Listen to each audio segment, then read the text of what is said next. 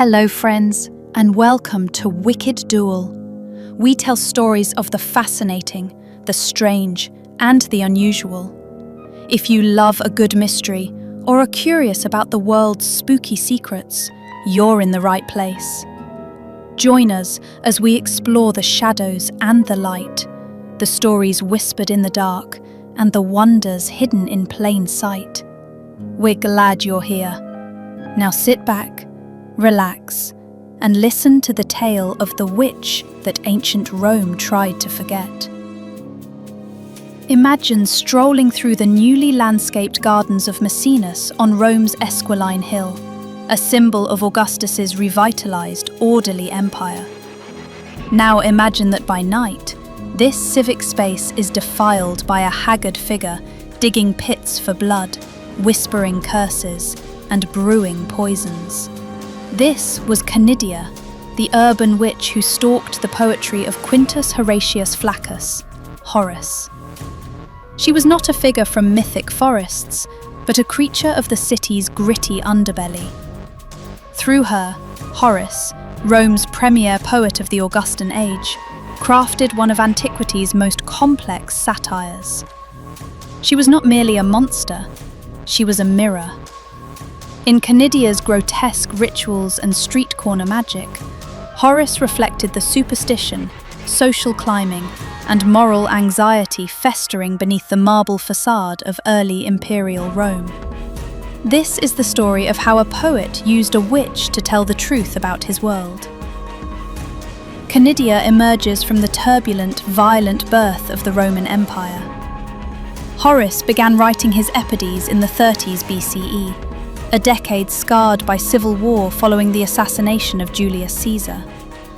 Published in 30 BCE, the epodies are a collection of blame poetry, iambi, modelled on the aggressive, invective style of Greek poets like Archilochus. They are poems of sharp edges, grappling with political chaos, social ills, and personal vendettas. It is into this collection, a product of profound societal stress, that Canidia makes her dramatic entrance. She is not a folktale import, but a poetic creation anchored in a specific Roman reality. The poet's own commentator, Pomponius Porphyrion, suggested she was based on a real unguentaria, perfume seller, from Naples named Gratidia. Whether factual or not, this clue is vital. It roots Canidia in the urban economy, a small trader likely of low social status navigating the streets. Perfume makers were also associated with the knowledge of exotic herbs and potions, a thin line away from venefica, poisoner/witch. Her literary debut is in Satire 1.8, where the narrative is delivered by a statue of Priapus guarding Maecenas' gardens. He watches, horrified and comically impotent, as Canidia and her accomplice Sagana perform a cacophony of magical rites, digging a pit, sacrificing a lamb, invoking Hecate and Persephone, and burying figurines. The scene is a pastiche of superstition, rendered absurd by Priapus's terrified narration that ends in a fart that scares the witches away. Here, Canidia is already a figure of urban intrusion and dark, laughable ritual. But it is in Epode 5 that her mythos crystallizes. In one of Horace's most chilling poems, Canidia and a coven of hags kidnap a young boy. They plan to bury him alive up to his chin, starve him to death, and use his emaciated liver and bone marrow to brew a love philter. The boy's curse, promising to haunt them as a fury, underscores the poem's visceral horror. Canidia is no longer just absurd, she is a mortal threat, embodying the ultimate perversion of nurture and a terrifying corruption of desire into lethal obsession. Horace did not create Canidia to frighten children, but to scrutinize his contemporaries. She becomes his masterful vehicle for a multi-layered satire, targeting the very heart of Rome's social and moral decay. Augustus famously promoted a return to traditional Roman piety, pietas, and state religion. Canidia represents its antithesis: private, chaotic, and grotesque magical practices that operated outside official channels.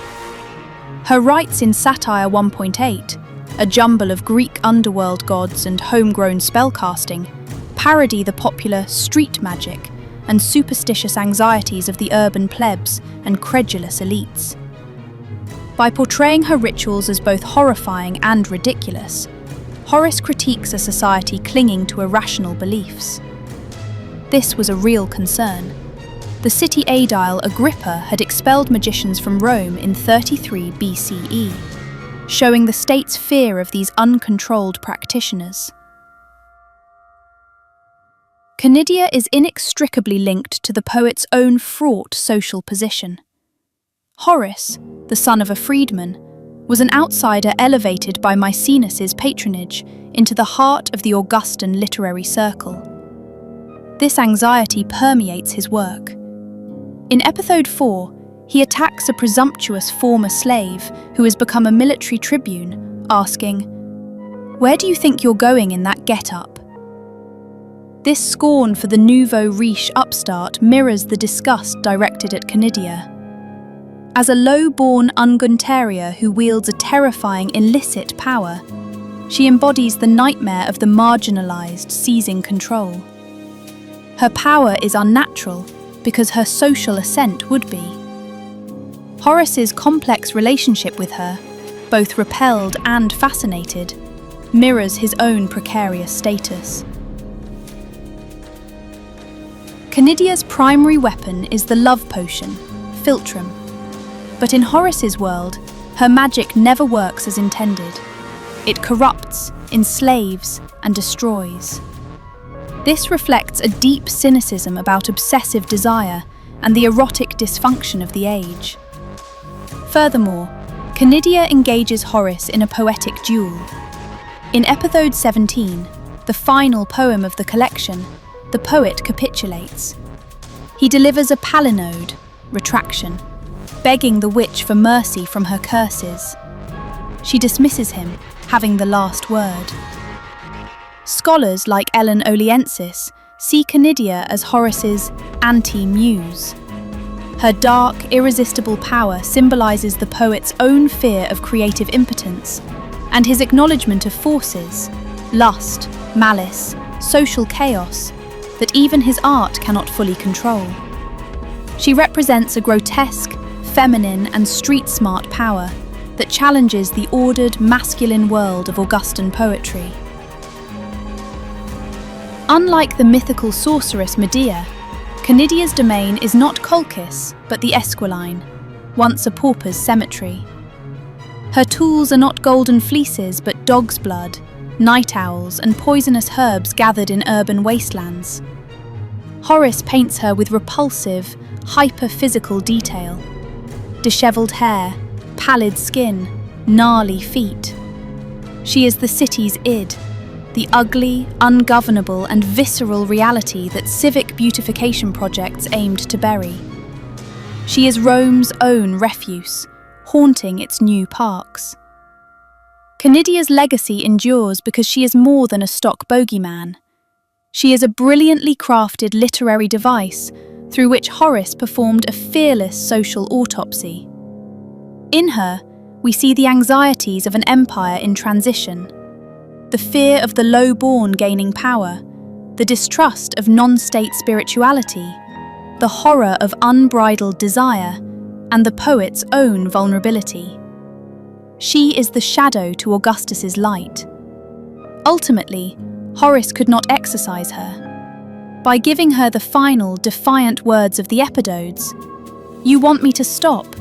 Let my craft be for naught." He acknowledged a perpetual, unsettling truth. The forces she represents, social resentment, superstition, and raw, amoral will, are not so easily banished by satire, statute, or even poetry. They linger in the urban fabric, a permanent undercurrent to any civilized order.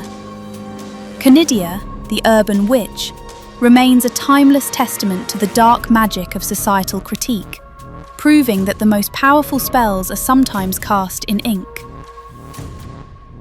If you want to learn more about Canidia, Horace, or the world they lived in, check out the reading material listed in the description.